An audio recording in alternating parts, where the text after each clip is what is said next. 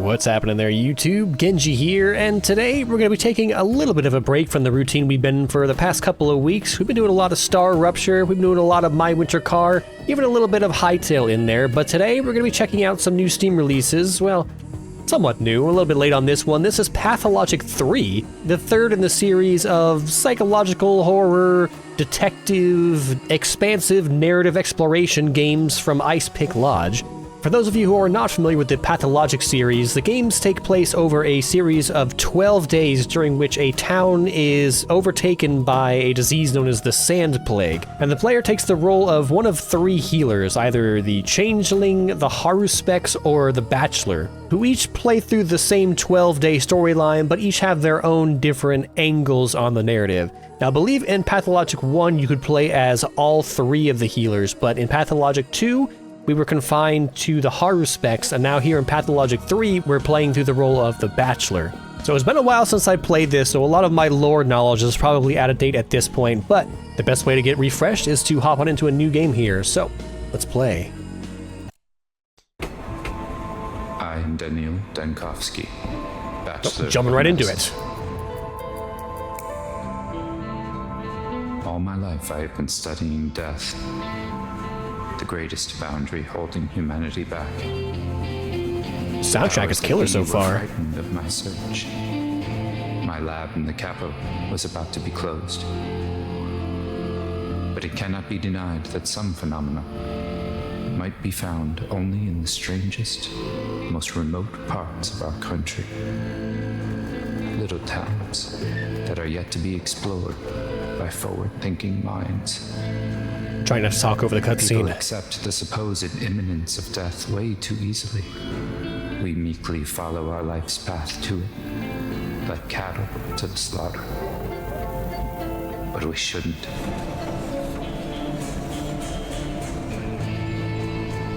My search for immortality has brought me rumors of one, Simon Kane, a supposedly immortal man living in one such town. He might be just the proof all my theories need. The final patient. I need to find him, or else all my life's work is doomed. Hey, get back here, you little shit. Alright, so a lot of familiar faces here. We've got the, I believe those were the herb wives, and the bald-headed, kind of hunchback-looking guys are the worms. They're the native inhabitants of the steppe where the story of Pathologic takes place. I'm gonna lower my mouse settings even more here. I can never seem to lower it enough. Oh, because it's reset.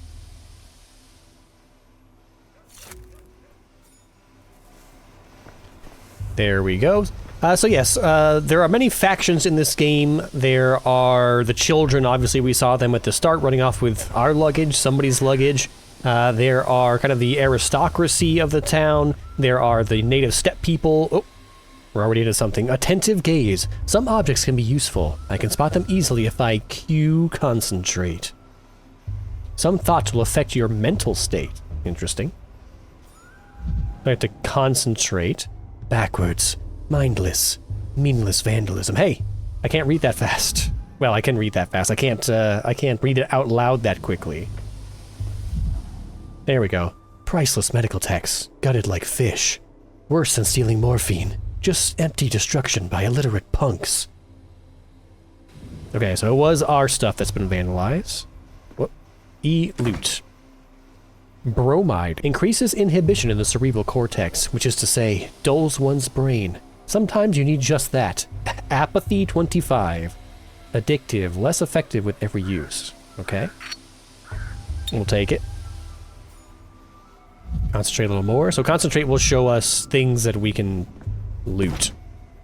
Beetle. Some arthropods live forever. Others, not even a day. But the children, they're all one thing. Shiny. Alright, now we could interact with this child. Oh. What the? Hang on. I barely stepped off the train and my things were immediately stolen. Ah, the joys of rural life. Without my tools, I'm useless. I must find the prototype and the microscope. They're vital. Oh, we can also see the path that we've walked. Alright. Spill the beans, kid. Pawn. Hey! Eyes on us! The thief's seen us! The thief! Mr. Thief, are you for real? Say something in thief speak. I'm the thief. What do you mean, Mr. Thief? You're the ones who stole my things, or... Furfurum cognoscit. The Latins never minded taking what was not theirs. I'm not going to be accused of being a thief. Thief! Thief! You stole the train's heart, you did! Just ripped it out and stole it! And now it'll die without a heart! I haven't ripped out anything. Many creatures in this world survive perfectly well without hearts.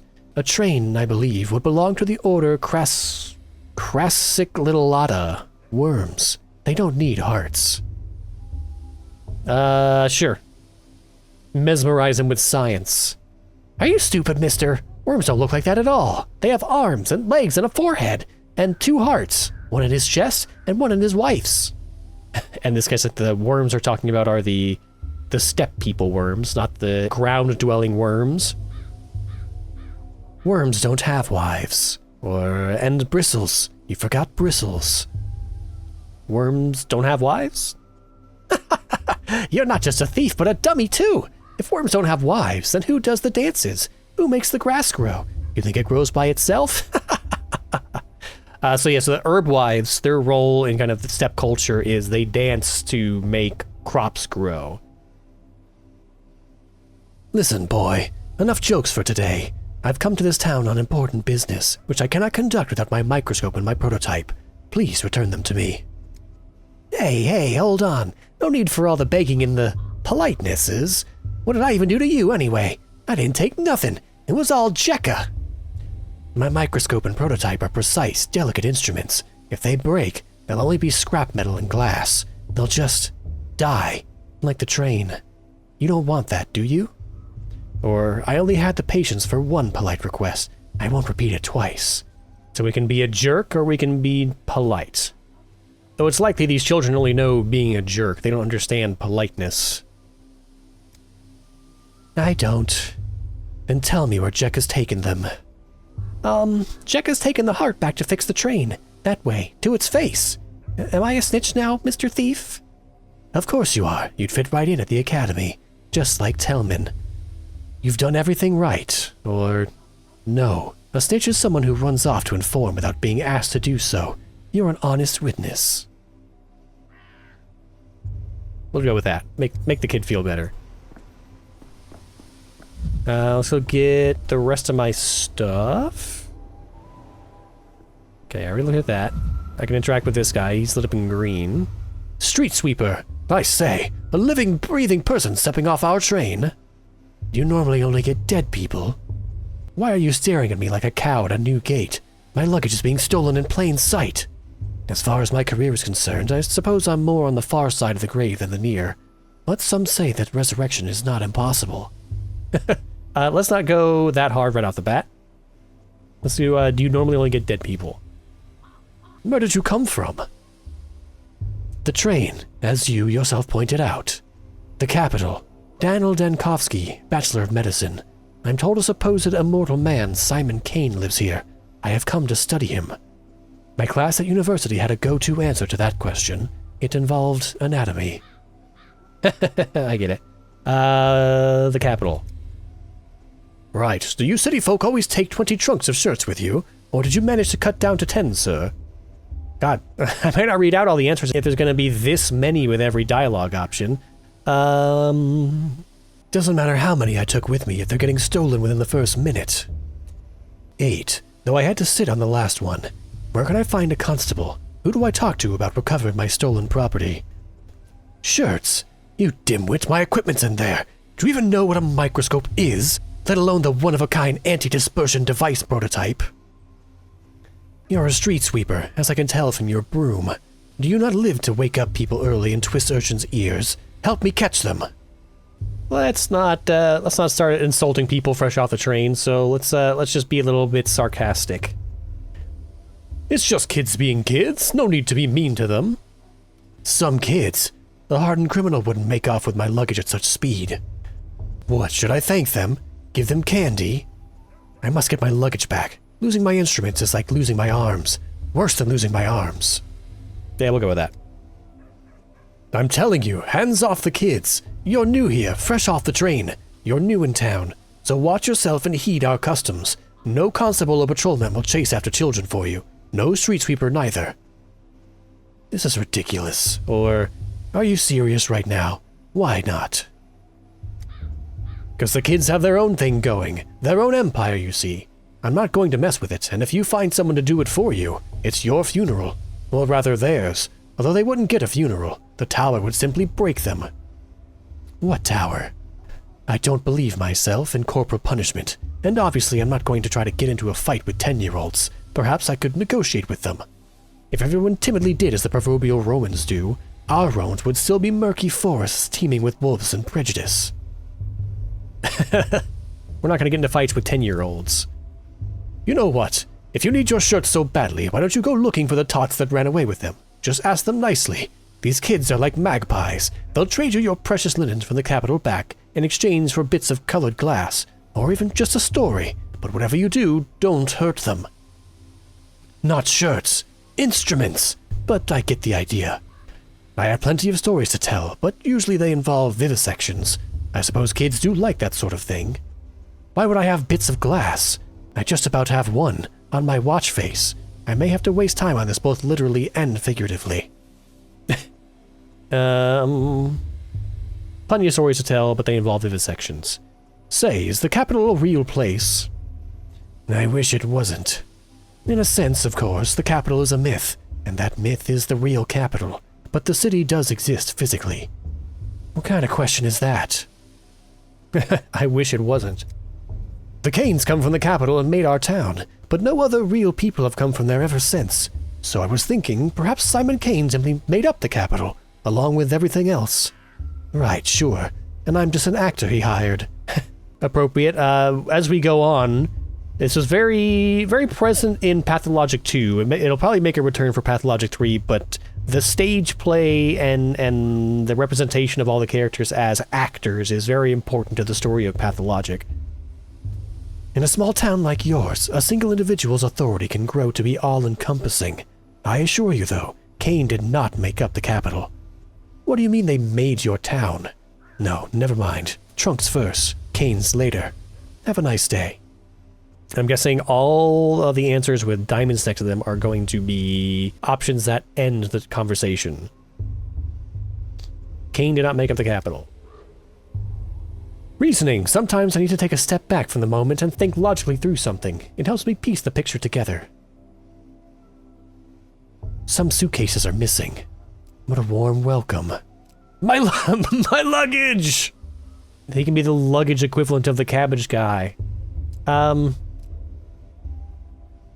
Some suitcases are missing. I'm useless without my tools. Follow the thieves' trail of ripped suitcases. I'm trying to be good and read all of the different options, but there's so many options for everything. We'll keep it up for a little bit longer, but I might just start reading out the stuff that I'm actually going to select. Perhaps I'll recover something intact along the way. I'll have to handle this myself. Follow the thieves' trail of ripped suitcases. That seems pertinent. Microscope and prototype matter the most. A terrible beginning. Nope, stay on focus. Microscope and prototype. We're spiraling towards mania. No help at all. Open mind map. Mind map. My thoughts, conclusions, deliberations. To see the events of a specific day, press its number on the circle. Press its number on the circle? Oh, I guess this.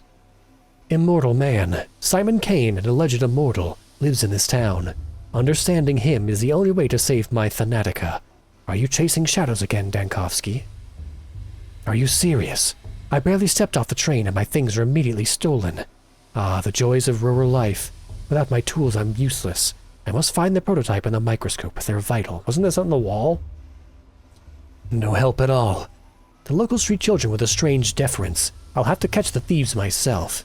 New shoes, may I introduce you to? Station mud. see on the map? Aha, okay, the map.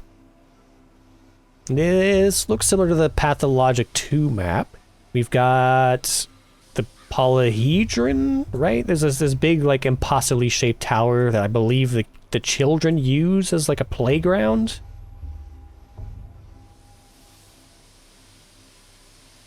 That is not in English. I don't know what that says. Here's our train line. With many trains knocked off the tracks. I wonder if that's a nod to earlier games. I think Pathologic 2 opened with your train being knocked off the track by the giant bull we see being sacrificed in the opening cutscene here. Alright. We can go on the train.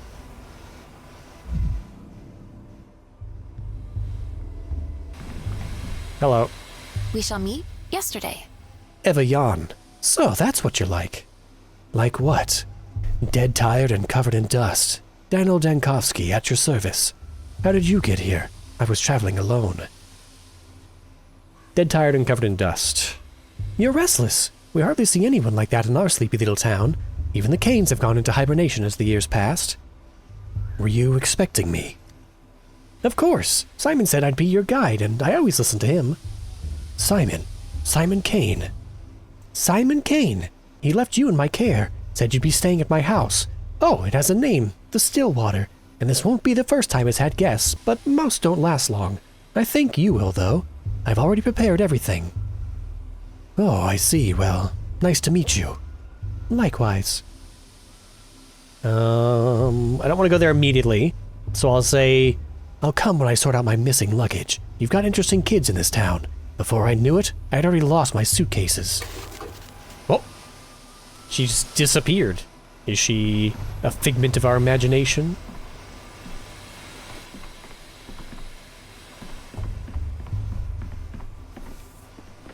Alright, what else can we do here?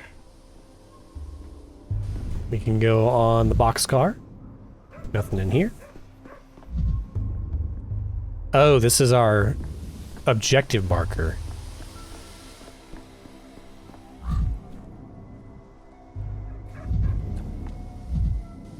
Oh. I didn't bring heaps of leaves.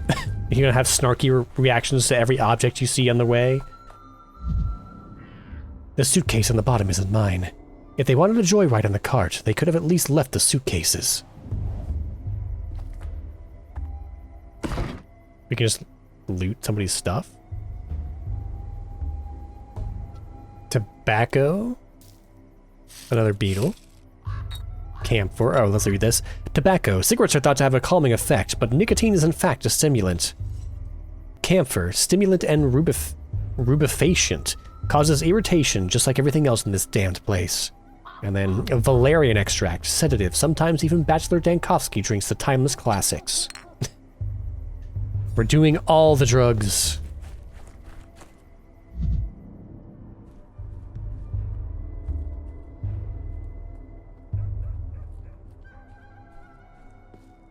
Oh. Is this important symbol?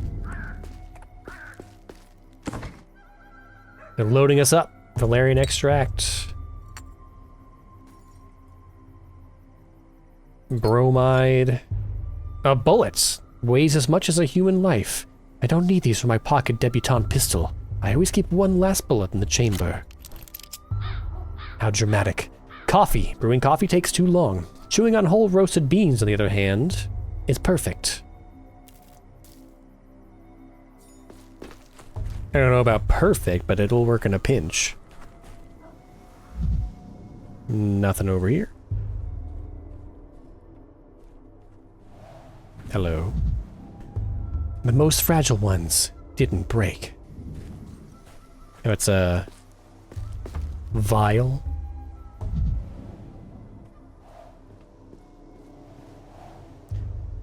A shame. All the perfumes of the capital would not sweeten this little town. Camphor. Valerian extracts. Calomel. A universal medicine made of mercury chloride. Cures everything minor, restores the body. Alchemists of old were wise to respect the strange liquid metal.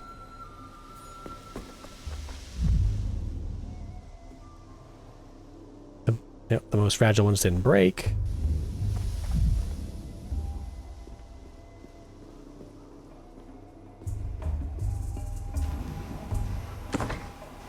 How do these kids carry all this luggage? There are only like 3 of them. Water. Common water is a versatile solvent that breaks various substances down into their component ions. Irreplaceable in many mixtures. We're going to be doing some alchemy. Tobacco, bromide. Bromide only stacks to 2, I guess. Calomel. Belladonna. Poisonous plant once used to put a comely gleam in one's eyes. Highly toxic, not to be consumed unprocessed. Unless we're trying to poison somebody, I suppose. Nope, here's the worms. As cartoonishly goofy as ever.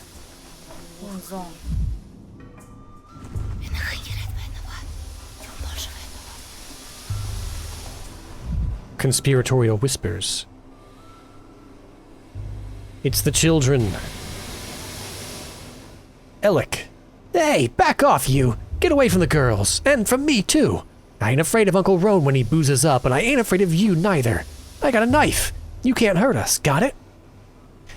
Boozes up? What the hell are you talking about? I'm not drunk. My nerves are hanging by a thread this thin. Do you want to see what happens when it finally snaps? Yeah, let's not be, threatening. Your hands are shaking and you've got those crazy eyes. Uncle Roan gets those eyes too when he reaches for a second bottle, and the shakes, and then he picks fights. But don't even think about picking a fight with me. I got a real knife, I do. What the hell are you babbling on about? Wait, hold on. If I look like that Uncle Roan of yours, that means I really do need to cool down first. Give me a moment. I'll take a breather. Okay. Frightening extremes. It's hard for me to talk to people when I'm too apathetic or manic. I'll need to stabilize my condition. I'll need to take some drugs before I talk to children. Relatable. I cannot talk. The world is abuzz with mania. Head swing. My state of mind can be changed with drugs. Some make me more apathetic, others more manic. I need to keep an eye on my mental state and supply of drugs. Oh boy, this guy has got some issues. So we're too manic, so we need to take something that will shift us towards apathy, right? We need to dull our brain. Debutante. Can we load the revolver bullet into the debutante to,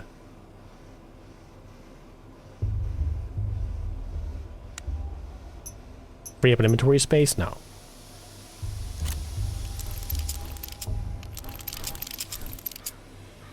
Unless this is just like, there's only one thing we can do here, which is to take some drugs.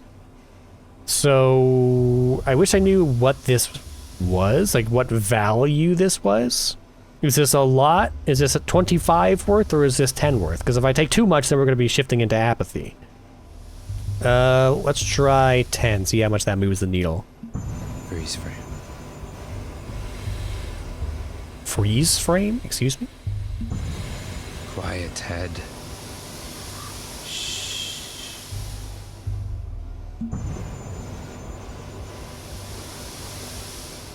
Nothing to say this time? The clock's hand comes to a standstill.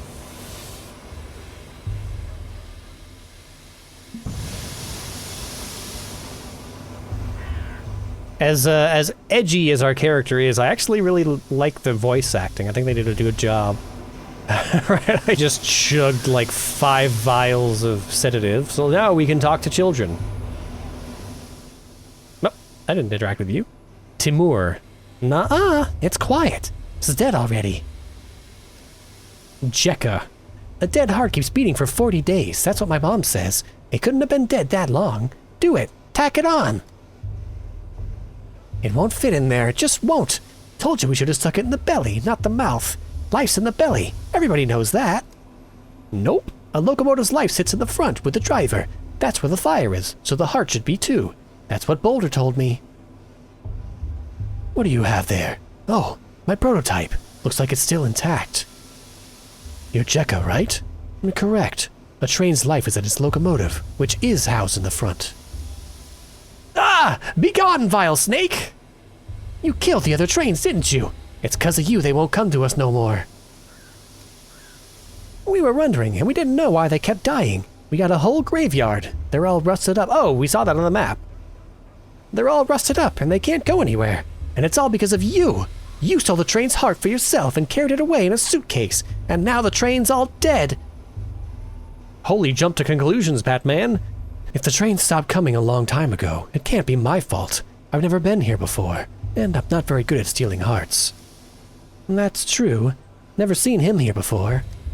So he steals hearts from the future, then. You steal hearts from the future, mister?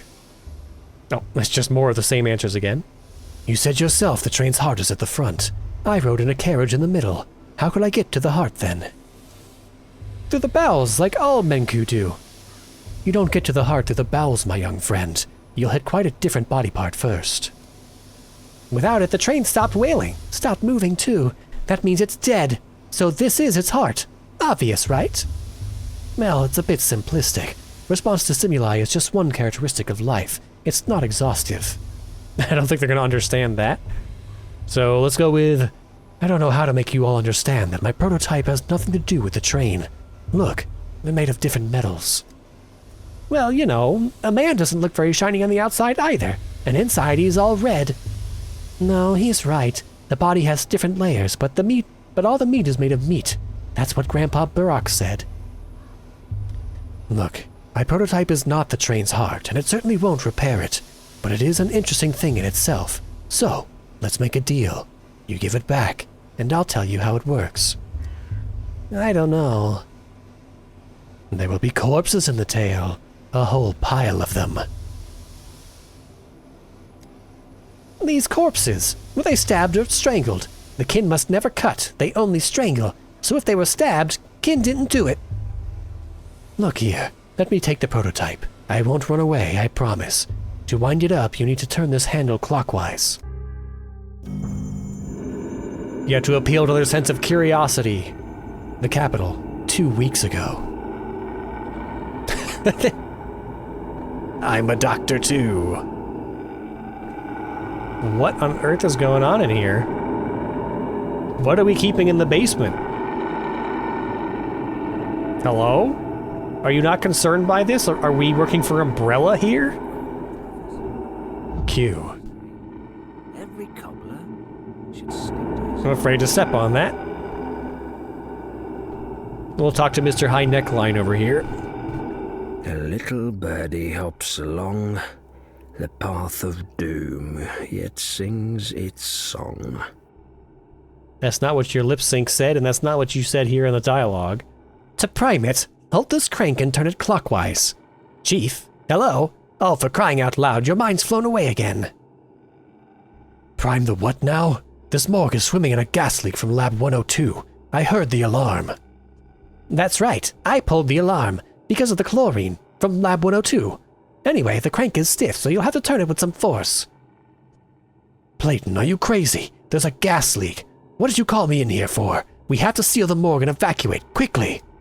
No, Daniel. What we have to do is load the prototype you're fiddling with and use it to get into the morgue. A woman rose from the dead in there. And it will be, I think you'll agree, extremely frustrating if she dies again. We must get her out. Risen. From the dead. I was collecting tissue samples to determine the onset of rigor mortis when I heard a noise. I turned around and, holy smokes! A woman was sitting up on the gurney, stiff as a poker, rasp in her throat. I started toward her, but then I smelled the gas and pulled the alarm lever. It wasn't a spontaneous resurrection. It couldn't be. These cases always turn out to be lethargy or catatonia or apnea.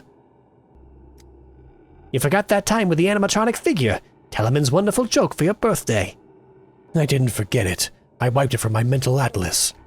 What should I do with this device, this prototype, I think you called it? I already told you, but fine, let's go over it again. You're holding an experimental prototype meant to dissipate tuberculosis miasma. Remember the consumption task force? Kaufman, Gorski, Anna Stein? Of course I remember. In the wake of Bazen, they were commissioned to make a device to dissipate miasma, but I believe it was meant for something other than tuberculosis. This magnificent gizmo disperses an aerosol of disinfectant. First you load the prototype. There's bottles of solution in the beige cabinet. Best set it on the table while you load it. You can't do it while you're holding it. I load it, then what? Next, you wind the prototype up. To prime it, hold its crank here and turn it clockwise. This Anna Stein isn't just a medic. She's a natural-born mechanical engineer. What an ingenious device.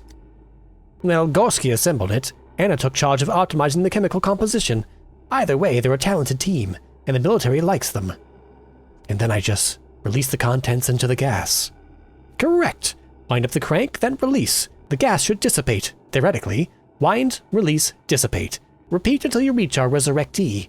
Just remember, the chlorine will keep coming while our supply of solution is finite. Just try to be as efficient as possible, Chief.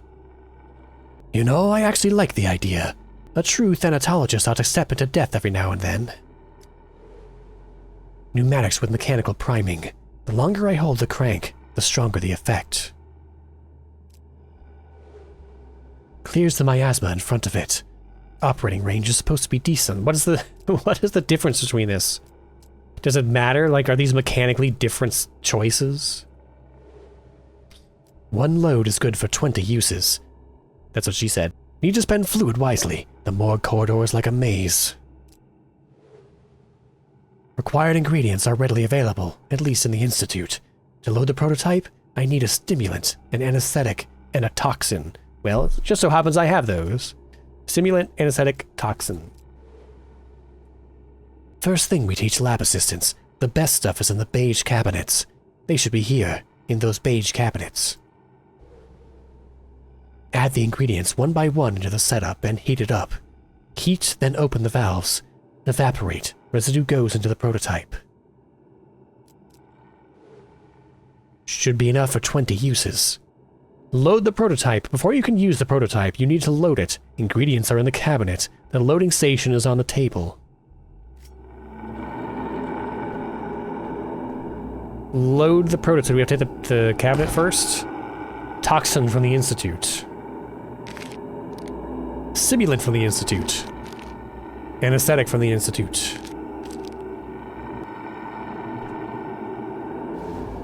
Load the prototype. The disinfectant solution consists of 3 ingredients, a stimulant, an anesthetic, and a toxin.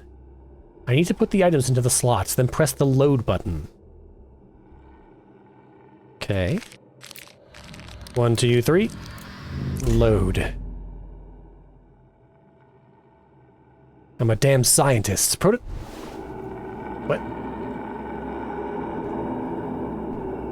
What you got here?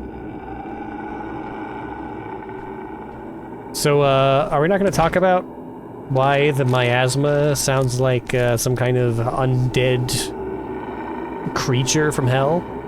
Prototype. Hold left mouse button to charge. Release when the pendulum stops. Okay. It's a good thing we didn't try walking on this. 19. Oh, I see.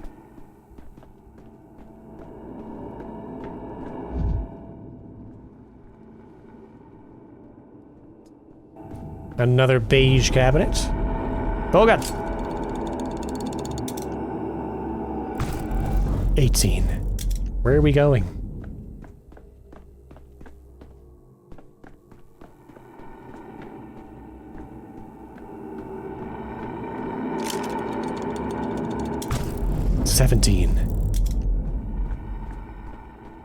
Not here.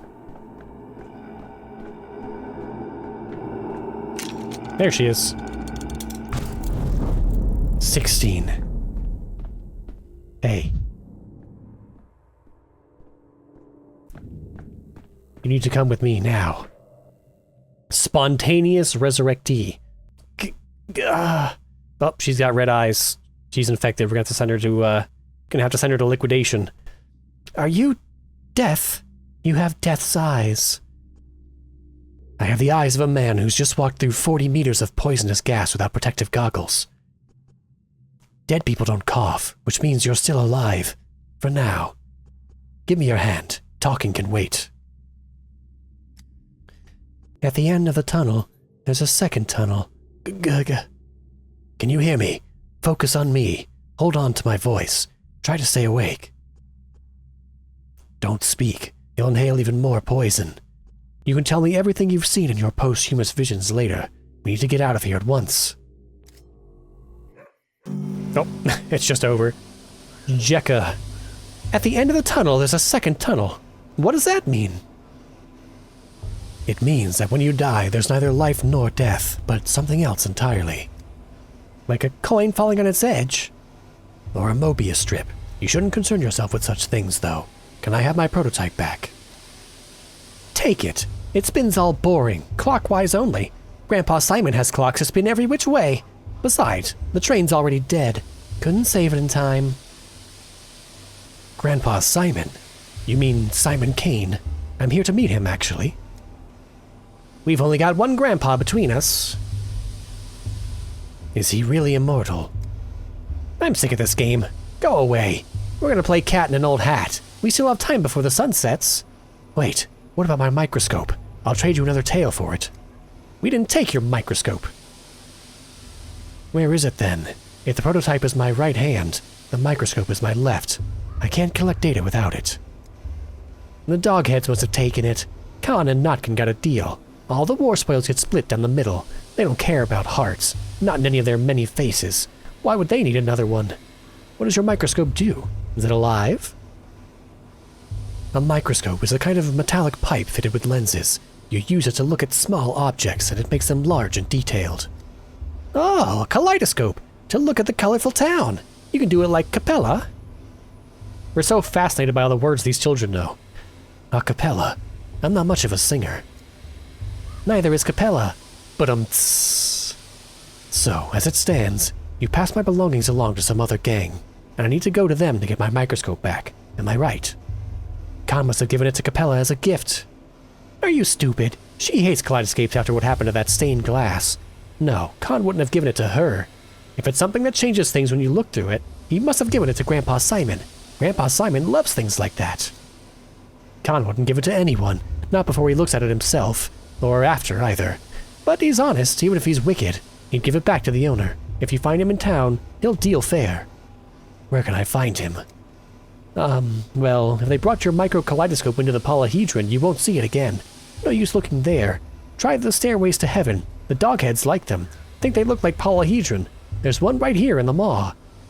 You know, after this conversation, with its Capellas, Khans, polyhedrons, I'm beginning to see the shape of the world you live in.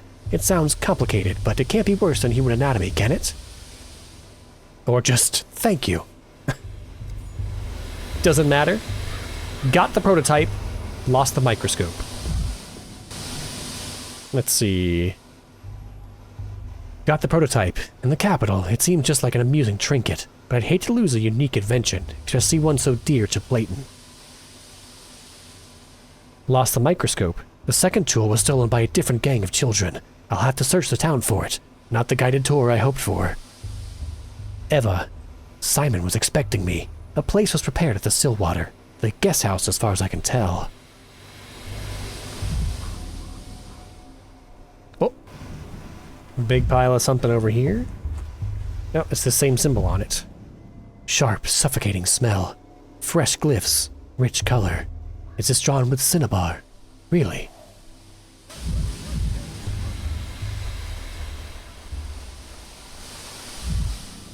Nope. Talk to a worm. Bishop. Bishop. Do we speak worm? We're gonna reply in Latin.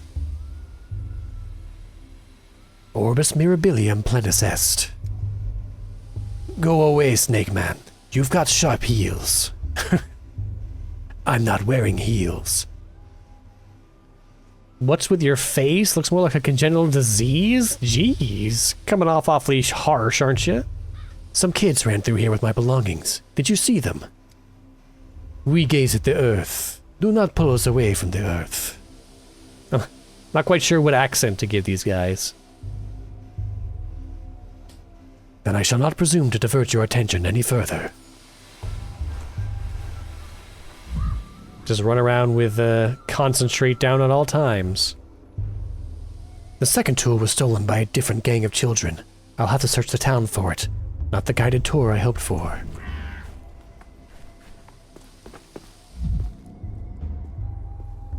Oh.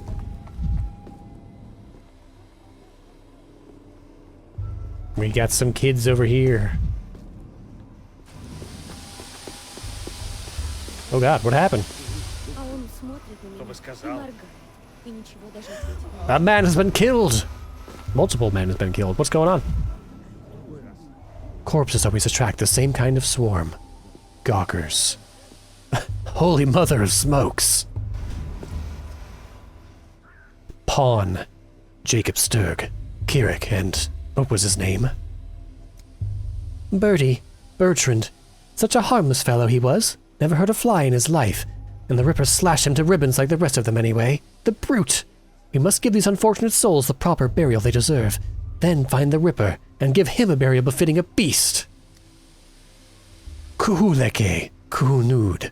Do not act rashly. Give Kirik to me. I'll pay you back in kind, in herbs, in blood. What happened here? I don't mean to alarm you, but you have holes in your dress the size of another dress. Yeah. What happened here? The Ripper's come to town. The father killer, Buruk. He was always a wild one, but then Mara Shabnak lay with him in the steppe and whispered things in his ear to make him water the earth with blood. As soon as he got off the train, he went on his murder spree. He killed Jacob Sturk. He killed Kirik. He killed the harmless Bertie. He's a monster. Mara Shabnak. Who's that? A thing that comes from the steppe. A golem on feet of bone that takes the form of a young harlot, lays with someone, and then eats their eyes to blind them to reality. I thought I had come alone, or almost alone, but I definitely don't recall a mad Ripper on the train with me. He arrived on the freight train, took the back door like a thief in the night. That freight train was bringing medicine, sweets, and coffins, so the Ripper must have hid away in a coffin, or else Shabnak would have torn him apart in the steppe. You just said that Shabnak copulated with him, but now he's hiding from her in a coffin. Only 2 sentences into this conversation and I already want to shoot myself. Yeesh, dramatic. Buyonte, hear me out, blood of my Udurg. Suak sings of a fierceness, a sharpness, inside the one you call Kirik. Give his body to me. He is dead to you anyway. You will bury him, and he will rot away until nothing is left. I will bury him, and Suak will eat him, and drink his savagery and his sting, and sing an Ubhene Dun, an herb song in gratitude. She'll give us twire, and we'll brew lots of twirine. She will give us ashen swish, the harshest of the herbs. Be Keleneb. Ashen swish is a cruel herb, a bad herb. It thrives on blood and spite. Suak sings that we will need plenty of swish soon. Yours is a burial into emptiness, but mine will be a burial into Suak's womb. I am your feet, Hein Kunud. Good people, give me the one you call Kirik. Should we give her the body maybe? He didn't seem to have any family, and without them in the picture, I guess it doesn't matter if we bury him or the kin do. Who knows? Suppose we do get a great crop of twire. Our corpses use as fertilizer often around these parts. But they aren't just going to use him. They'll desecrate him until not even Shabnak can recognize what's left. That's what you're going to do, isn't it? Isn't it, Steppe Girl? Say it, and don't you dare try to lie to us. I am at your feet, Hein Kunud. Good people. I promise there will be no desecration. We will take his name so it holds his sharpness no longer, and we will lower him into Suak's womb. Everyone will forget him. Forget the wicked murderer Kirik, and only Ashen Swish will remain. I knew there was a catch. Wicked or not, you can't just bury a person without their name. Everyone has the right to be remembered, if nothing else. But he really was a wicked man. The rare time someone remembers him at all, they never have anything good to say. Perhaps it's for the best if everybody forgets him. They'll take the name of this Kirik. What does that mean?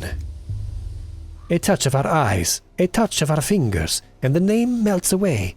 The one they used to call Kirik will become a gift to Suak instead. He will have no grave, and there will be no man in the memory of the people. Speak to me no more, stranger. Your words are poison. I must admit, that clarified nothing. Let's hand over the body. I'd rather avoid a falling out with the kin. It will only lead to more trouble down the line. What do you think, stranger? You certainly look important. Maybe you have some brains to back it up. Once a person dies, their body is no more than a collection of molecules and tissues. Any opportunity to put it to some use is a stroke of fortune. Corpus non est tempulum. Thank you, stranger. Bayarla. Death came to this town today. Such great death, the likes of which has never been seen before. Today will be a fearsome day. Tomorrow even more so. And on the third day, fear itself will die. And without Ashen's swish, we will die too. I have to say that all these prophecies are making me uneasy. Golem of Bones and Ripper. What is going on? Ripper. A murderer came to town alongside me. Luckily, I'm prepared to fight death in all its guises. Golem of Bones. The locals believe in a Shabnak, a murderous steppe golem in the guise of a woman. It's like I've stepped out of time, not just traveled far from home. Lumpy Man. I've heard of an elephant man. Is this the worm man, then? I've only seen such poor, disfigured creatures in an anatomical theater. Okay, I don't see anything else down here. No train cars are open. Moving along. Simon was expecting me. A place was prepared at the Stillwater. You really have to stretch it across the geometry like this? It makes it very hard to read, but it's the same thing we already read in our journal, so we'll move along.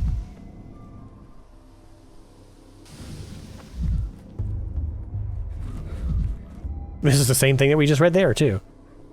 Let's just check over here, make sure there's nothing we're missing.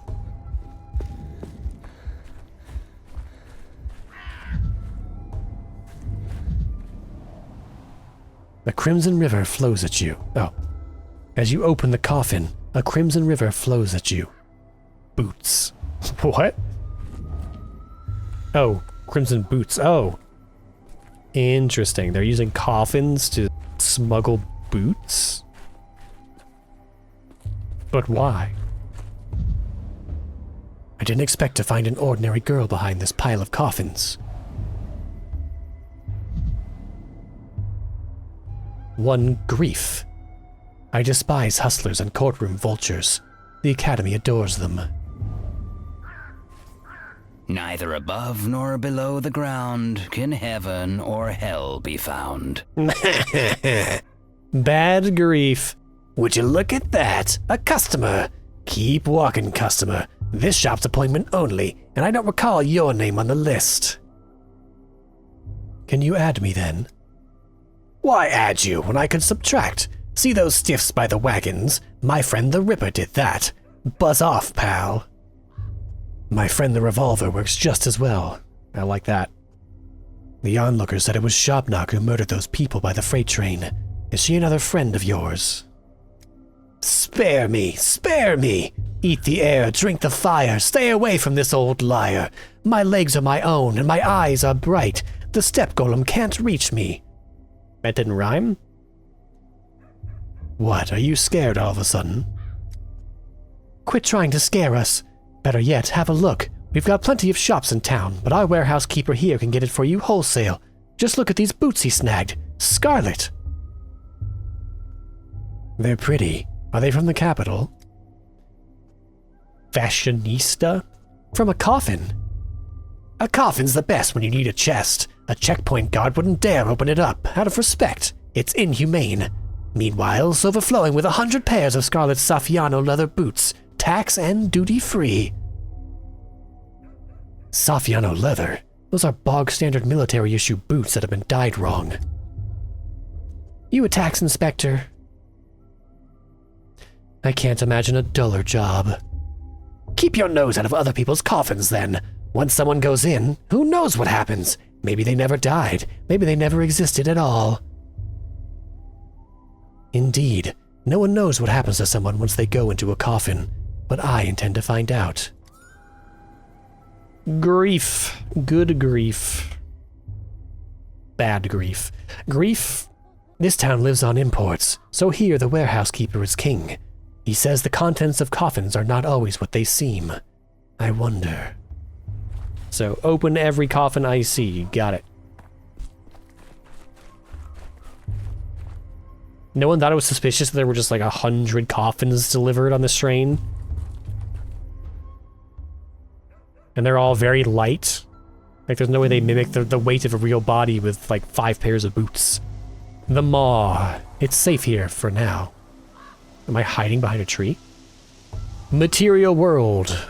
We're living in a material world. The mind is affected by interactions with specific objects. They are easy to spot if you enter concentration mode. Yeah, I am hiding behind a tree. What the heck?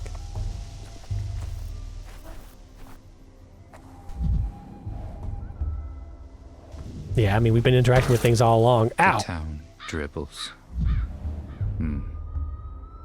I hate filth, garbage, decay, but sterile operating rooms no longer give me answers. Wait, why did we kick this? It gave us mania for nothing.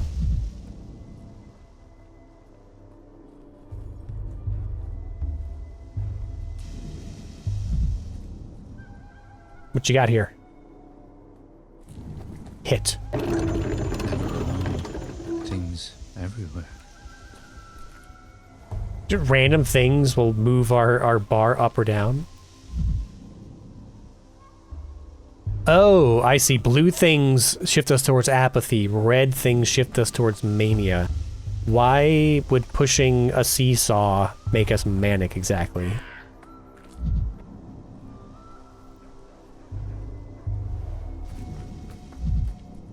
Let's look around.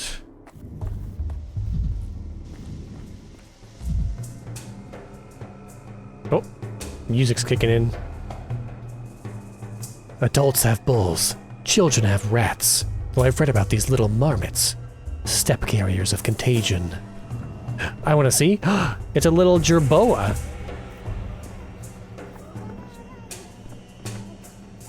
He got big old feeties. I guess we can't talk to them. What's going on over here?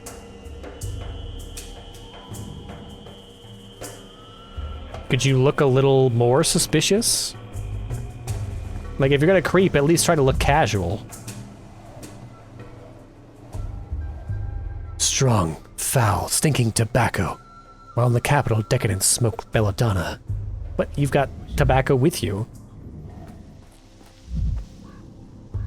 You brought some from the capital. In the capital, they block roads for ministers. Dignitaries fear assassination attempts, while a patient dies in the sanitary motor. Sure thing, bud.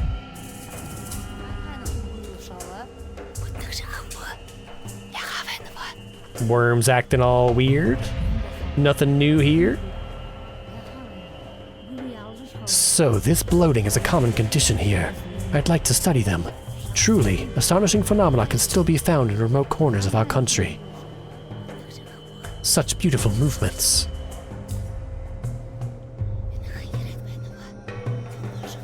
The word vaccine is derived from vacca, meaning cow. You brought us medicine on your horns, and paid for it with your lives. What are we doing? We talking to the cow? Is he conversive?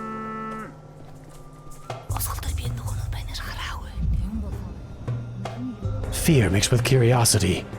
Townsfolk aren't used to such spectacles. Really? Because they've been living alongside the steppe people for as long as the town's been around, right? They should be used to this by now. That's not who I was speaking to. Urza. Buha, my good little bull. Blunt-mouthed, broad-browed. Please, forgive us. You're silly, Urza, and you always have been. He's returning to Boss Turok, to Bodo. We are leading him into the bosom of his mother and father. Why are you asking him for forgiveness? Because Boss Turok is dead, Aina. This little bull's whole life, he didn't know that the most beautiful creature, the immortal Boss Turok, was waiting for him. And now that he knows Boss Turok is dead, Buha will find his father's silent corpse. How can we not pity him? Who died? Boss Turak, the father of all Katange, people and bulls. We asked Suak to bring him back. You're the silly one, Aina. Suak didn't eat Boss Turak. How could she? He's bigger than her, stronger than her. The immortal can't be killed. He chooses death himself. We ask Boss Turak to change his mind and come back to us, his children. Well, actually, some animals like lobsters don't undergo natural aging and death. You're a nerd, Daniel. Is Boss Turak some kind of mythical creature? What happened exactly? Boss Turak is the father of all Katanga, people and bulls. Oh, how can I explain? We herb brides walk barefoot so we can always hear his heart. Tonight, it stopped beating. His children are afraid without their father, so we ask him to respond, but I fear he has died. A fang or a claw, we thrust into him. I feel the wound bleeding. Rust has soaked into him. I feel the rot squelching underfoot. Quiet, both of you. You know nothing. Boss Turak can die only from gloom. We will cheer him up, feed him, and show him our joy. We will bring the last Aurochs to his bosom. Then he will remember us and return to us. So, this bull is meant to be sacrificed. We give a little to gain a lot. Mother Bodo is a blind, loving mother, the warmth of the earth.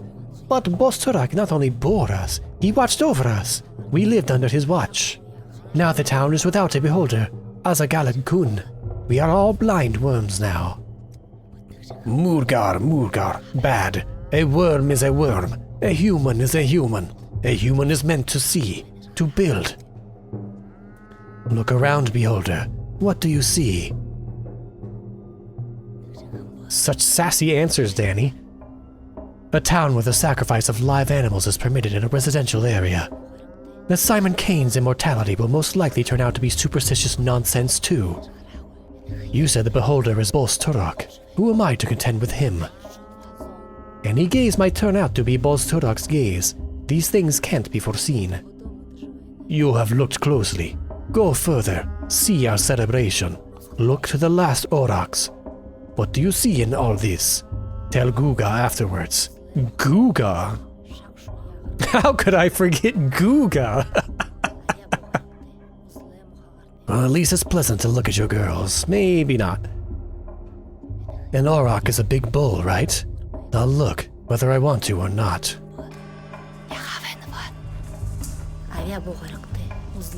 Alright, moving right along. We're getting a good kind of linear introduction to the world. I have a feeling once we get through day one, things are really going to open up.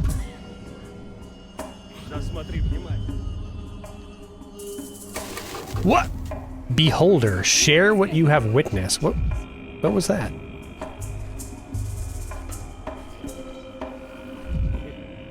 Last time that happened, what's her face?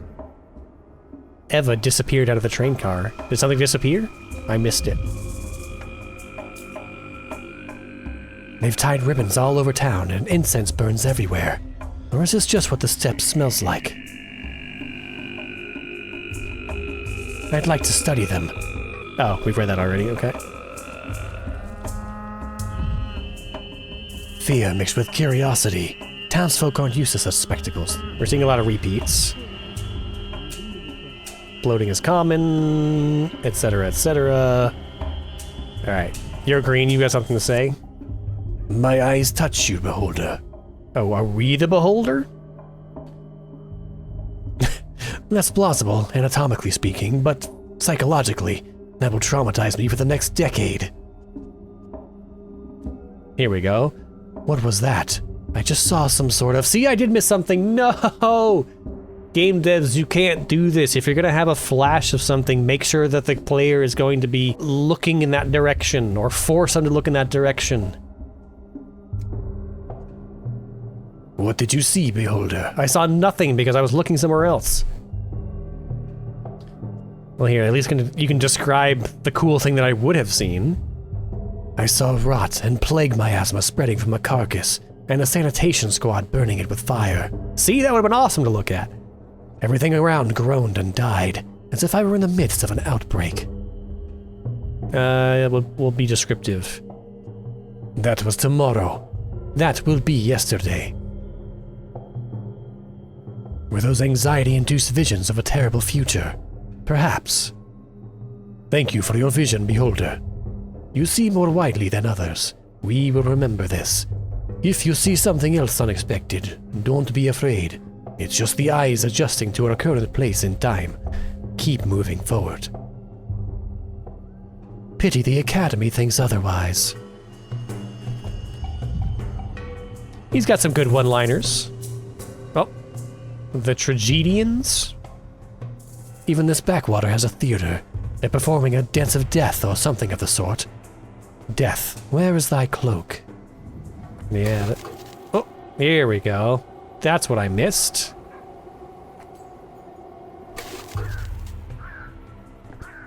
Got it. Spooky green mist. Hello? What's you drawing? I just imagined. I'm simply adjusting to the climate. Why is she drawing my thoughts?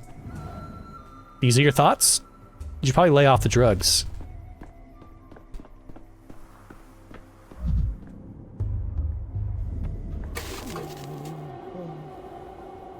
Hello?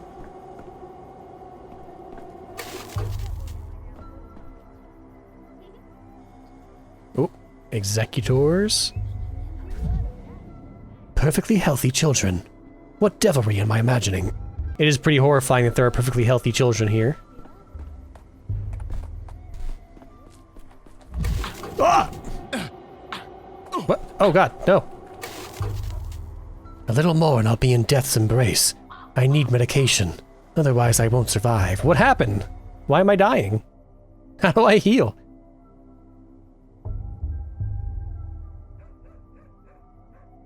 Calomel? There we go. Please, stop! We're being punished for being curious and exploring. This is one of those games, I've said it before.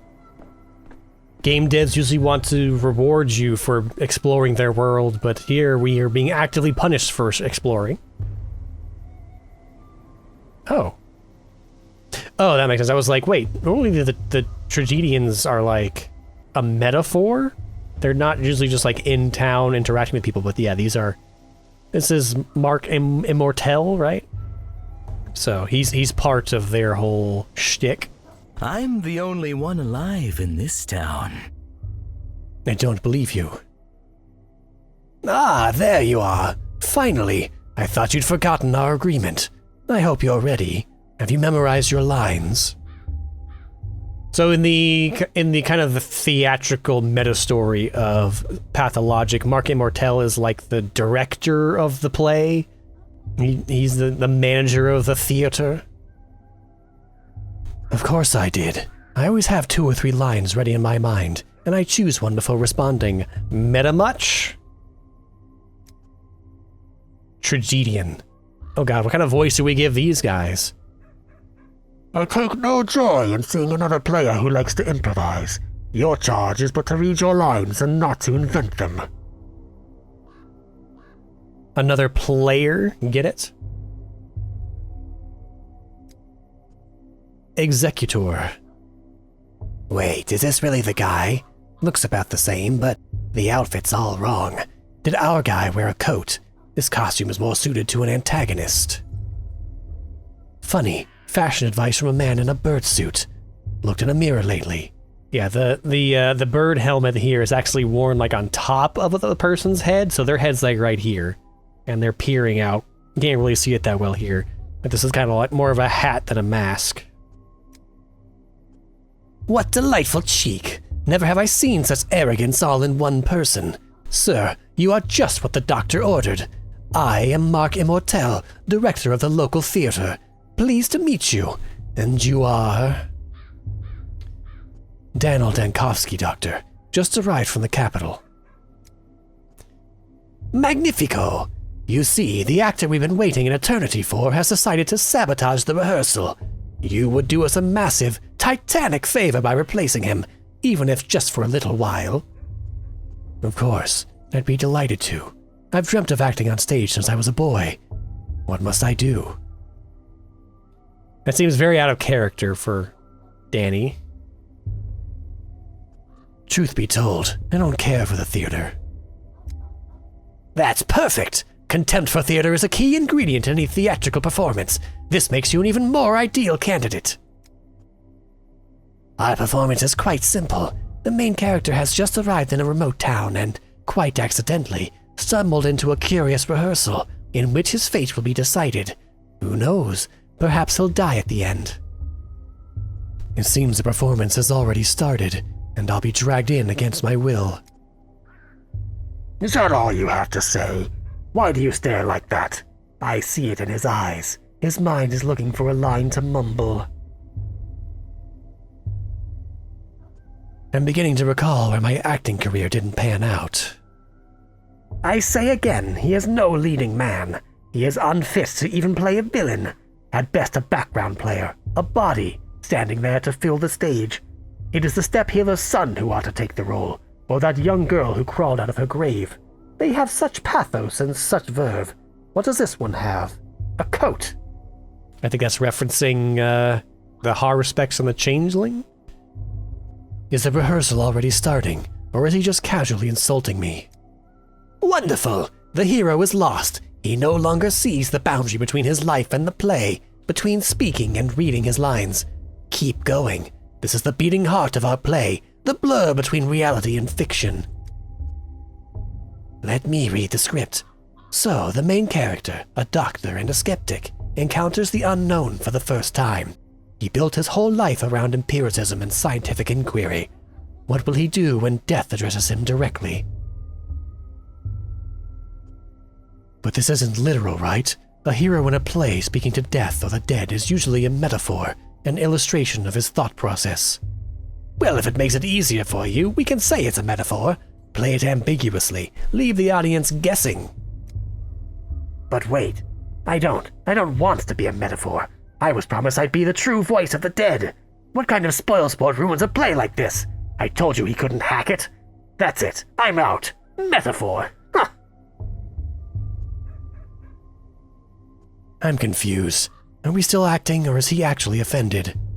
Of course we're acting! You have aptly grasped the key to this play. It is all a game. You are free to go, but remember, the game doesn't end until I say so.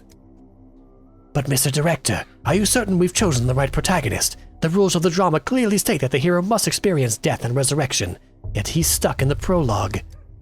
Hear that? You're being reprimanded for letting the pace of the narrative slip. Not my opinion, you understand, but the audience's attention is starting to flag. Well then, go on and prove we weren't mistaken about you. I'll do my best. Oof, I have to stop and give my voice a little break here. In a bit. That is the stupidest shaped hammer. Oh, because it's a paintbrush, it's not a hammer at all. Ignore me. Is this the polyhedron? No. Though we should be able to see it from here. We're looking in that direction.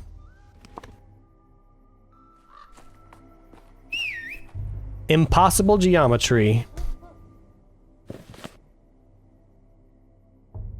A gang of children called the Dog's Head may have taken my microscope here. You got it in that box there? Pawn. If you could travel through time, would you go to the future or the past? The past. I'd like to get to know the philosophers of antiquity. The past, 10 years ago maybe, when everything could still have been prevented. The near future, to see what humanity has wrought. The future so distant that not even someone with my vivid imagination could fathom it. I live in the present. Boring. Distant future. Grandpa Simon used to say that days are like hopscotch. Usually they go one after the other, but sometimes there's two side by side, and sometimes you have to jump backwards. Does Simon Kane know many games? He's the only grown-up who gets games. Everyone thinks they're just silly things for kids, just running around or scoring a point, but Grandpa Simon knows how games should be. I bet he could even enter the polyhedron. Whatever that thing is, I've been told I'll never see inside it. My place is with earthly matters, apparently. Answer me, did you steal my microscope? Where's my microscope? I did, yeah, but I gave it to Phil. He's over there on the stairway. Do you mind if I go up? Sure, but if it falls, I won't be the one nursing you back to health. I climbed a lot worse as a kid. Quick peek around. Alright. Oh, wait. What's in the box? A beetle. We're just gonna steal it. I stole your beetle, kid. Deal with it. For some reason I remember this being important to Pathologic 2, but I cannot for the life of me remember why. Hey, punk. What an impossible construction. Why doesn't it fall? Why don't I fall? I advise myself not to look down.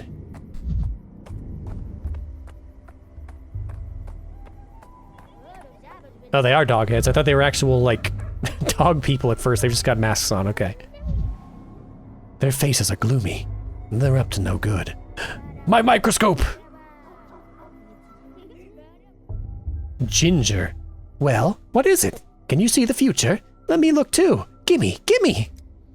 Wait your turn, Pipsqueak. Just let me take one look and then I'll give it back. Ew, there's a bunch of bugs and little hairs. Doesn't look like much of a future. Why are you using your dog's eye to look? You're not an animal, you know. Yeah, but an animal might see further, though. Need some help, kids? I can teach you how to use this thing. Here, let me show you. Oh, it's you. Hey, your thingamajig's busted. It doesn't show anything, just some bugs and weird little hairs. Maybe that is the future. Like, in many, many years, nothing will remain of us on Earth but bugs and hair. It's very sad if you think about it. It only shows bugs and hairs because you're pointing it at bugs and hairs. See all these different glass pieces inside? Glass like this shows the future when you look through it. Everyone knows that. I mean, if we want to get technical, it's showing you the past because photons take time to travel from their source to your eyes, right? Grandpa Simon loved making all sorts of things with glass. I've only seen thingamajigs like this at his place. Why did you steal from Grandpa Simon, you bastard? That's why we stole it back from you. It's called justice. You know Simon Kane. I've come here to see him. What, you don't know, mister? He doesn't know. Spit it out, you monster. Where did you get this thingamajig from? What did you do to Simon? It was you, wasn't it? Wasn't it? This conversation is making me realize why he never became a father. Okay, Vegeta. Calm down, boy. Please don't shout. What's going on? What don't I know? Just give him back the thingamajig and let him go on his merry way. It's broken anyhow. Can't see any future at all. No, no, no. Grandpa Simon taught us. What doesn't take effort doesn't deserve effort. If we just give him back the thingamajig, there's no effort in that. I have a pocket watch on a chain, and it definitely shows the future. Let's make a deal. Come on, let's see it. Oh, nice. And how does it show the future? With this, you always know what time it is, so you know what time it will be in an hour, or 2, or even 3, which means you know the future. Oh, you're clever, mister. All right, give us your watch, but show us how your thingamajig works, will ya? We're still curious. First, the trade. The watch for the for the microscope. Then I'll show you. Best I can do is a couple of beetles. Is there actually a punishment for losing the freshman's watch? Nika gave this to me on my first day at university. The inscription reads, Ad multos annos. Alright, let's trade. To trade an item, I need to put it into the barter slot. If I want something, I need to give something in return. I can do this by putting the items in cells on my inventory side. Fair and square, people won't agree to a trade offer if I offer items less valuable than whatever I'm asking for. Boop. Boop. Boop. Perfectly balanced, like all things should be. I'll trade you some beetles for my pocket watch back. They're cool, and I'll trade these kids some drugs for my pocket watch back. You'd love some poisonous belladonna, wouldn't you? Oh wait, no, it was like super... It was super in my direction. So how do I'm gonna split this stack. Split stack. Split.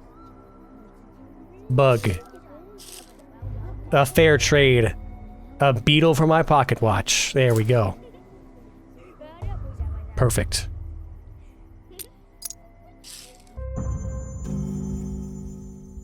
The capital, 2 weeks ago. Oh, this is the resurrected girl. And our very short assistant. Why do they continue to normalize death? Seraphima. Please, hold on a little longer. Even after the inhalation therapy, the swelling won't go down immediately. Chief, finally! Where have you been? The woman you rescued from the morgue is conscious, but she might not stay that way. She's still very weak. It's amazing she's standing at all with the amount of gas she inhaled.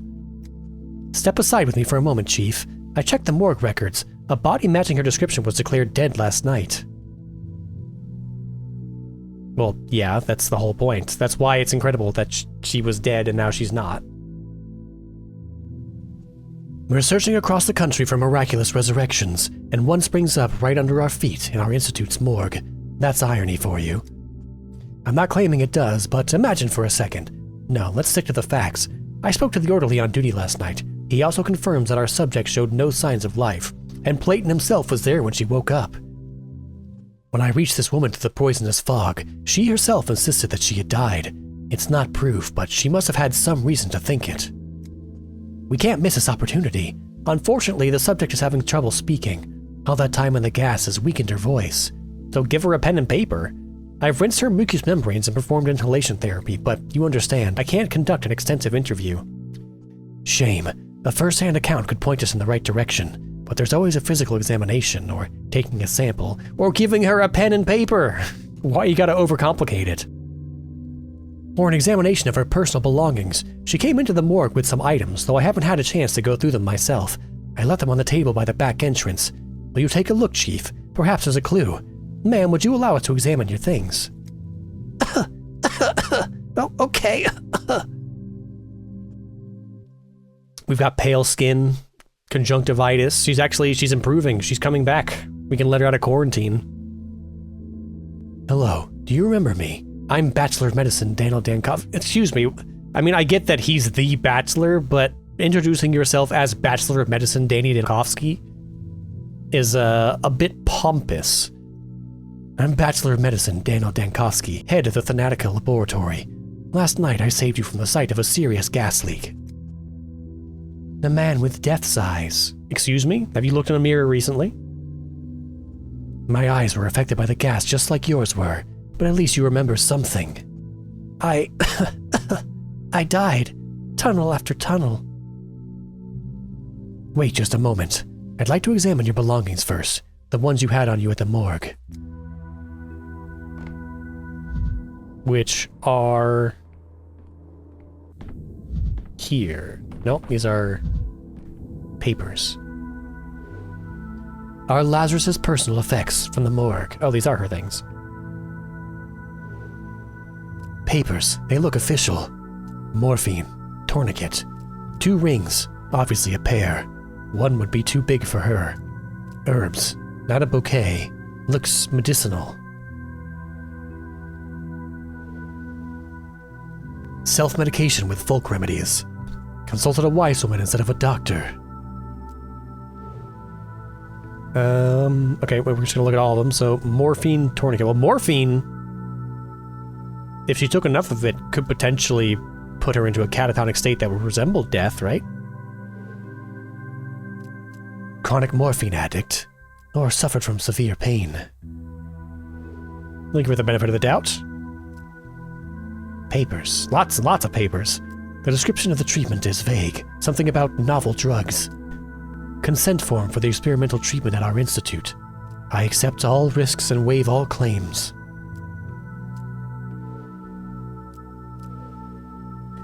Jilted fiancé. Husband left and took off the wedding ring. Unrequited love. I don't think they would have a pair of matching wedding bands for unrequited love.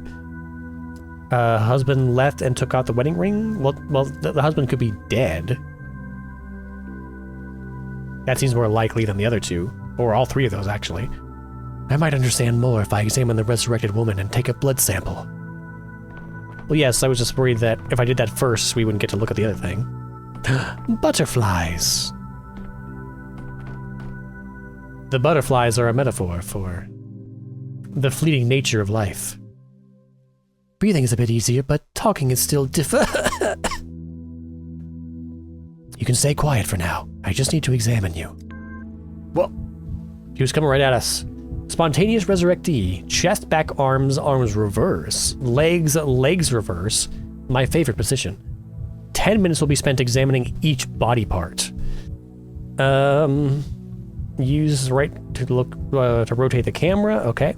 We've got splotches. I'm gonna need my my thermopulsometer and the reflex hammer here. Okay, reflex the camera. Enter inspection mode. Pale and gaunt. Looks exhausted. I should take a look at her blood sample. The skin here is seriously damaged. I suspect it's due to her contact with the gas. Likely the same for her red eyes and mucosal burns. Bruising, redness, a rough injection. Seems like she had an allergic reaction. She signed a consent form for experimental treatment at the Institute. Okay, exit inspection mode, so back.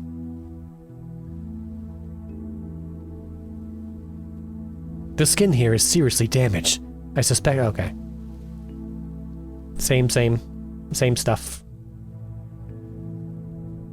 We're not allowed to look at the arms. Arms. Bruising from repeated injections. The consequences of attempted resurrection. Morphine. She did have some with her.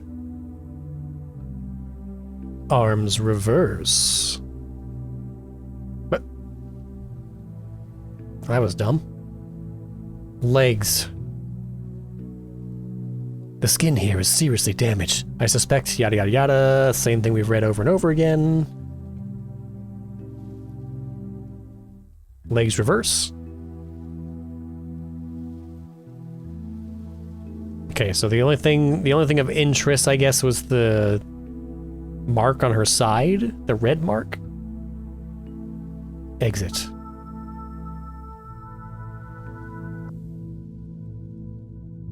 I hope your blood test will tell us something. Microscope. A disease affects various bodily symptoms. The microscope helps identify which organ is infected. Tissue samples are placed on glass slides. An assistant ensures that the slides are sufficiently supplied. Microscope slides left 100. Take sample. Do I have to pick something or? Sample taken.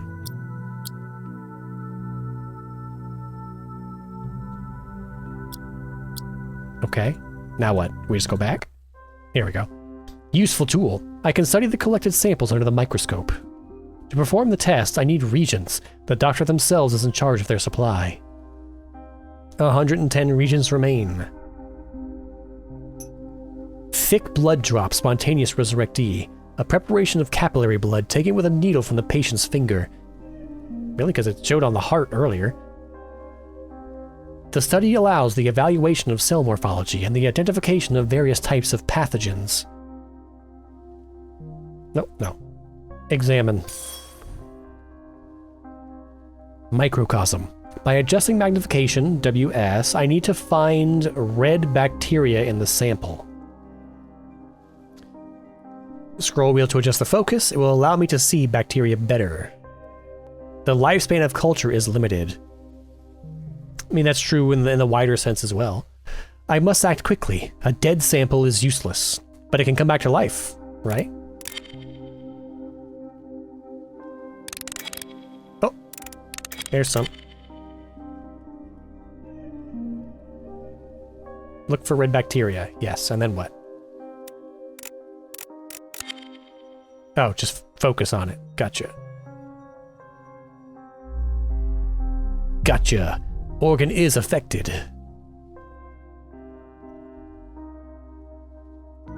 Okay, now what?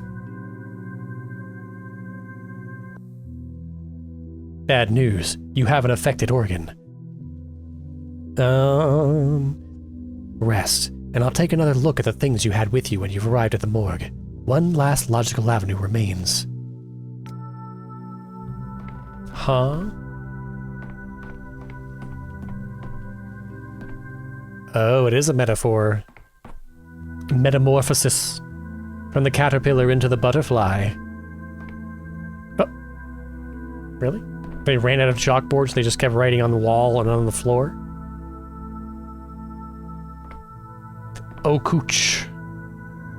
H2SO4, isn't that acid? Sulfuric acid? Hydrochloric acid? Some kind of acid? Concentrate. Must use 110% of my brain power. As the Bachelor of Medicine at the Thanatos Institute. Together with the examination and tests, the picture is more or less complete. Our miraculously resurrected woman has late-stage leukemia and injection marks on her body. Apparent death, reaction to experimental drug. Lab got scared, didn't sort it out. Paired rings. Attempt, unrequited love. Weakened system couldn't handle the heavy dose of medication. Morphine overdose, addicted from palliative treatment for the pain. Colleagues thought she was beyond saving. Yeah, that was my initial, like, as soon as I saw the morphine, that was my thought, was too much morphine. She got a bit too depressed. Like in the depressant, not in the boohoo I'm sad sense. Seraphima waits and our subject needs rest. Time to come up with a diagnosis, even if it's preliminary.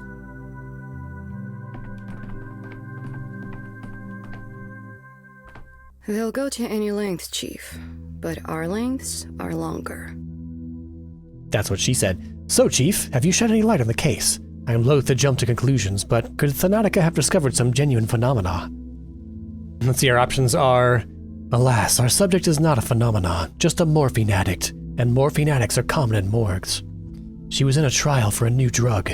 I'm not sure our colleagues will disclose their experiment, but I'd guess anaphylaxis, an acute allergic reaction, and you end up in the morgue. Did you notice the rings among her belongings? I suspect we're dealing with a failed attempt. She's terminally ill, and may have swung from one extreme to the other, from self-treatment to our institute. We don't know what medications she took or how they interacted. I'm gonna guess new drug or morphine. I suppose so, but how do we explain the most astonishing part? The resurrection? Why did a gas leak revive the subject? Did you see the bruised injection site? Adrenaline. Someone tried to restart her heart with a too small dose. The gas leaked, and the body released the adrenaline it was missing. So, you think it was a mistake? The subject ended up in the morgue due to negligence. She wasn't actually dead yet, and by coincidence, an unaccounted-for factor revived her. Is that disappointment I hear? It's unjustified. For example, adrenaline as an emergency tool is promising from a scientific point of view. The research will one day bear fruit. So does that mean she wasn't dead after all? The woman who supposedly came back to life. Alas. Then what was your microscope even for? It doesn't show the future, doesn't raise the dead. It's just a toy, really. Sometimes I ask myself the same question. Alright, if we can't see the future in that glass, then we're off. We got important things to do, after all. We gotta throw rocks at things. A sensible approach. Precious time shouldn't be wasted. Oh. Why are you giant man details, Bachelor? Why is there a huge man here? The microscope is an amusing anecdote, but it's not the crime we sat down to discuss 2 hours ago. Crime? What am I being charged for? Oh no, this guy looks like he's angry from being bullied as a child. We're in for it. Inspector of the Special Committee. He was sent to investigate the case of my criminal negligence. Supposedly, I didn't save a town in the east of our country where a plague broke out. I didn't even try, apparently. He's luring me into a trap. His folder is full of intentionally false data. He's not interested in the truth, but rather in the downfall of Bachelor Dankovsky. He is my enemy.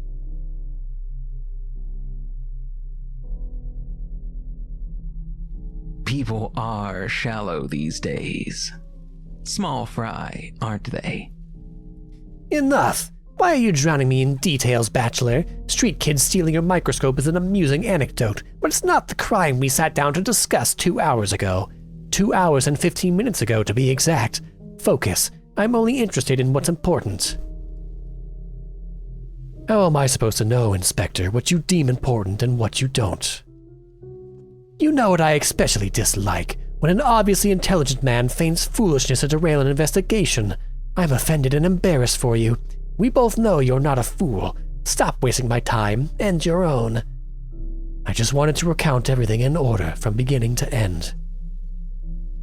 The beginning doesn't interest me. My concern is the ending, the result, the finale. As for your backstory, your genesis, all of that is in the case file. Shall we review it? Yes, please. I'm quite curious as to what it contains. Let's see, where was it? Ah, yes. The ministerial inspection of your lab, the Natica, began in early September. Your presence was required at all times. Instead, you dashed off across the country to a backwater town to bring back what might be described as... Yes, an immortal man. Let's set your fantasies aside for a moment. The important part is that you fled from the investigation, and this town had an outbreak of some fever the scientific community had no knowledge of. As luck would have it, you were the only medical professional on site. Accurate so far? Well, not inaccurate. The devil's in the details. You appear to be setting a trap. On the third day, the town's leaders gathered in the town hall to form an emergency command to fight the epidemic. And what was Daniel Dankovsky, who was, I repeat, the only qualified specialist in town, doing that day? What's that? Your lip is trembling. Did I unsettle you? Your tricks won't work on me. You're right to feel ashamed. Instead of fulfilling your Hippocratic oath and leading the fight against the plague, you were engaged in what? Come on, don't look at the table. My eyes are up here. I know where you're going with this, Inspector. It says I tried to flee the town. On the fourth day, the town lost its water supply. They required a hospital, but the one person who could set it up, what was he doing? Tell me, Dankovsky, where did you spend the fourth and fifth days? In a jail cell. That's what your papers say, right? Come the evening of the fourth day, the doctor from the capital attempted to flee the dying town on a cargo train, like a rat. He was caught and jailed, and there he remained as the plague ravaged the town. I admit, I find even the act of reading about it repugnant. I won't lie, I considered escape. Escape, not flight. Thanatica was in the process of being destroyed back in the capital. You considered escape to avoid facing a painful truth. When I came to town, I found that Simon Kane, the immortal man on whom I pinned all my hopes, was dead. Dun dun dun! He died under mysterious circumstances a few hours before my arrival. Oh, now we're interrogating ourselves. Wait, no. We're playing the interrogator interrogating ourselves. I thought it was Bachelor versus Bachelor, but now we switched roles. But when the epidemic began, you could have saved others. You're a doctor. You swore an oath. Why did you abandon the ordinary townsfolk? Simon Kane's nature, the mystery of his immortality and death, that's the most important thing that happened in this little town, and to me. But I can't just relay it to you. To understand, one must immerse themselves in the details, take in the full picture.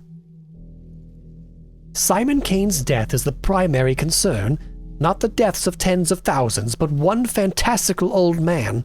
Oh my, Bachelor, oh my. No, you're twisting it. You're rewriting the past. Where did I lie exactly? Point it out. Everywhere. About the emergency command, the escape, the hospital.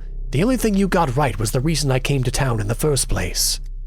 Then tell me your version of the events. How did it all happen? No tricks. Leave aside your stories of children and microscopes. I'm tired of repeating myself. I'm interested in the ending, not the beginning. Do you also read books backwards? You will recount everything in whatever order I tell you to. On the 6th day, the plague destroyed the town. So, if you would be so kind, explain to me, what were you doing on the 5th day? Were you really so indifferent to the plight of the people around you? The town couldn't have perished on the 6th day. I was there for 12. There's an error in your report. You disappoint me, Bachelor. I'll ask again. On the 5th day in the town, what were you doing? The 5th day. Let me think. What? Back to the past.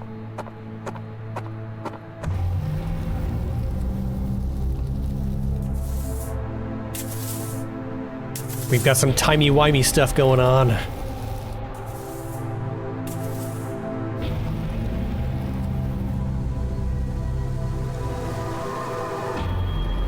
There it is, the polyhedron. It seems to be doing fine despite the state of the town. Pathologic 3.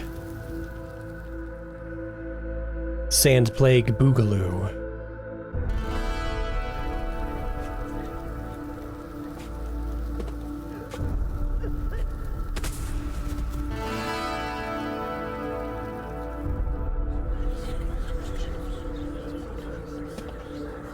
It sounds like it could be a song from like a Diablo.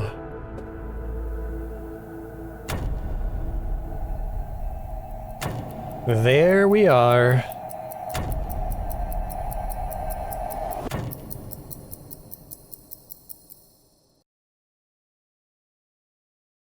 I'm loving the setup.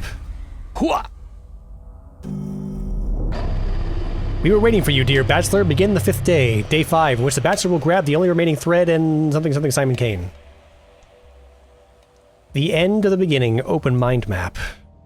There we go. Okay, so yeah, that is the new element introduced in Pathologic 3 is that we can actually, instead of playing through the timeline of the 12 days in order like the previous games, we can actually hop back and forth between days and change things that we did on those days to attempt to change the outcome and the effects of our decisions on the world around us.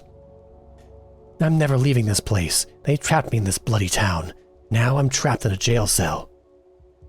Town, thoughts, things. Okay, this is just... etc., etc. Ah, so now we see the different effects.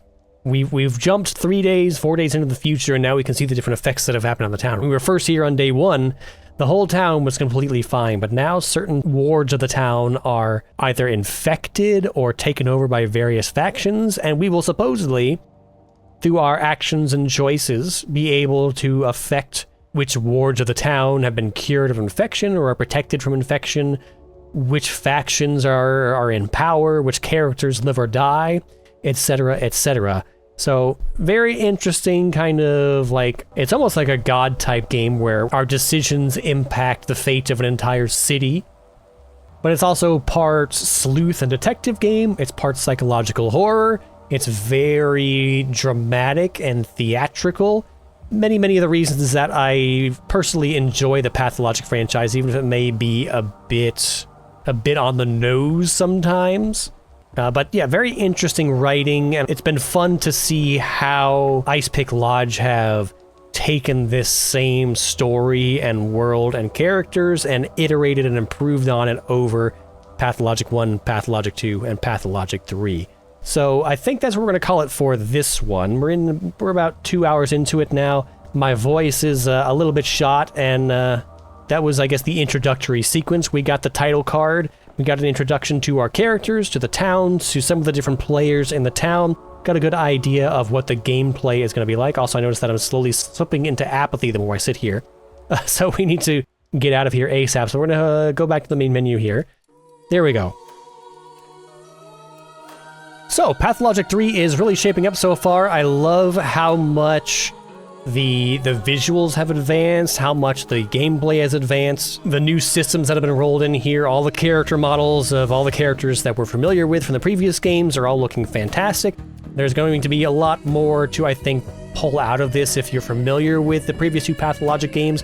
So hopefully we don't destroy Danny's life too much, but we'll find out in the next episode. So that's going to be it for this one. If you're enjoying this playthrough of Pathologic 3, hit like and subscribe. If you want to check out Pathologic 3 for yourself, head on over to Steam and pick it up.